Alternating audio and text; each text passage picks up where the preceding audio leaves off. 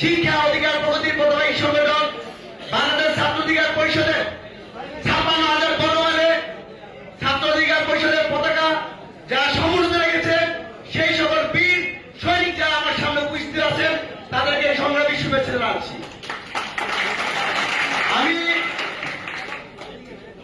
2018 সাল থেকে পরিষদের সাথে যুক্ত আছি। 2018 সালে আমি 15 জুলাই সহ 3বার হামলার শিকার হয়েছি। 2019 সালে আপনারা জানেন গণ অধিকার পরিষদের সভাপতি নাসিরুল বিবি নুরুন্নকে হত্যা করার জন্য যে হামলা করেছিল সেখানে আমি হামলার শিকার হয়েছি। 2020 সালে মৎস্য ভবনের হামলার শিকার হয়েছি।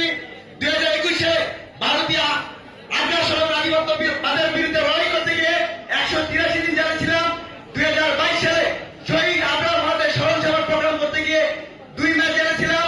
2023 সালে 1 আগস্ট আমাকে আমার বাসা থেকে ডিবি তুলে নিয়ে নির্মম নির্যাতন করেছে। পরবর্তীতে আপনারা দেখেছেন 2023 সালের 28 অক্টোবর থেকে ফেসিবাদ বিরোধী লড়াই সংগ্রামে ছাত্র অধিকার পরিষদের একজন কর্মী হিসাবে আমি আমার সর্বোচ্চটুকু দিয়ে নেতৃত্ব দেওয়ার চেষ্টা করেছি। 2024 সালে নির্বাচনে আমরা ছাত্র অধিকার পরিষদকে সমুন্নত রাখার জন্য লড়াই করেছি। সর্বশেষ আপনারা জানেন 5 জুন থেকে কোটা যুক্তি সংস্কার করার জন্য যে আমরা লড়াই সংগ্রাম করেছি, ঠিক সেই সময় আমরা মনে করেছি বাংলাদেশের প্রত্যেকটা পড়তে অন্যায় অনিয়ম দুর্নীতি হচ্ছে, সুতরাং কোটা যুক্তি সংস্কার নয় পুরো বাংলাদেশকে সংস্কার করতে হবে। সেই সংস্কারের জন্য আমরা শেখ হাসিনাকে আমরা বাংলাদেশ থেকে বিদায় করতে পেরেছি। সেই লড়াই আমি নাজমুল হাসান বৈষম্য বিরোধী ছাত্র আন্দোলনের কেন্দ্রীয় সমন্বয় হিসেবে কাজ করেছি। সেটা নেতৃত্ব দিতে গিয়ে 15 জুলাই ঢাকা বিশ্ববিদ্যালয়ের বিসি চত্বরে আমি ছাত্রলীগের বর্বর নির্যাতনের শিকার হয়েছি, হসপিটালে ছিলাম। তারপর আমি আমার জায়গা থেকে সর্বোচ্চ চেষ্টা করেছি।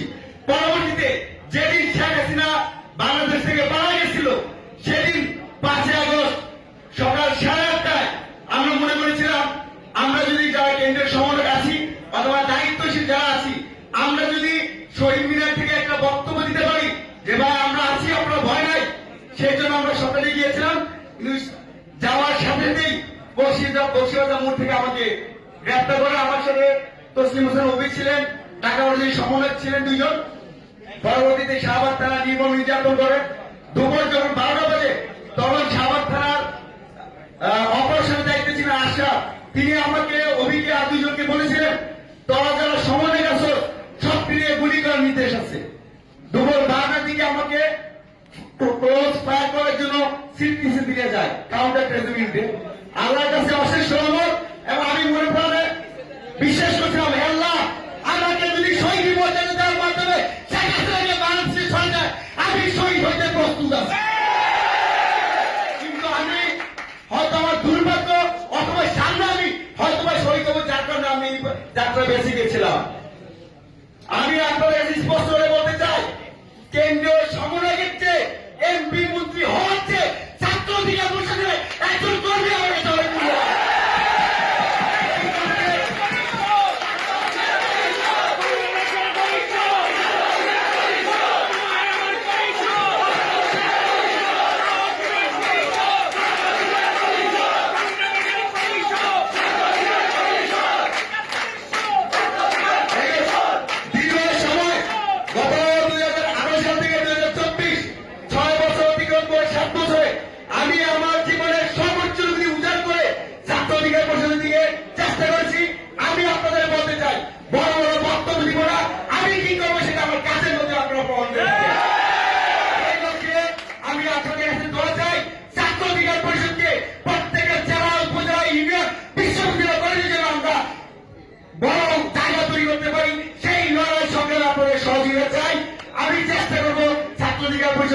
মান ইজ্জত আছে। আমি যদি দায়িত্ব পাই সেটা আমার জীবনের বিনিময়ে রক্ষা করবো।